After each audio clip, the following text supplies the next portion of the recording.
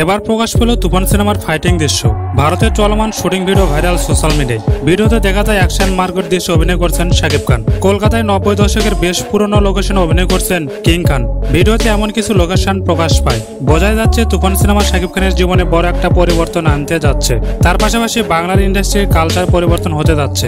Superstar Shakib খানের জীবনের সবচেয়ে বড় বাজারের সিনেমা তুফান, আর সেই জন্য নিজের সর্বোচ্চটা দিয়ে অভিনয় করছেন শাকিব খান। জানা যায় দিনরাত টানা শুটিং করছেন তিনি, কেননা সময় মতো দর্শকদের সিনেমা উপহার দিতে চান শাকিব খান। জানা যায় এখন পর্যন্ত কলকাতায় শুটিং করেছেন তুফান টিম। কলকাতায় প্রথম লটের শুটিং শেষ হলেই রামজি ফিল্ম সিটিতে যাবেন শাকিব খান, আর সেখানে এই সিনেমার মূল ধামাকা। রামজি ফিল্ম সিটিতে তুফানের দ্বিতীয় লটের শুটিং শেষ করা হবে বলে জানা যায়। আর মাত্র 2 দিন কলকাতায় শুটিং করেই রামজি ফিল্ম সিটিতে যাবেন শাকিব খান। প্রিয় দর্শক, তুফানের সকল আপডেট পেতে আমাদের চ্যানেল সাবস্ক্রাইব করতে একদম ভুলবেন না।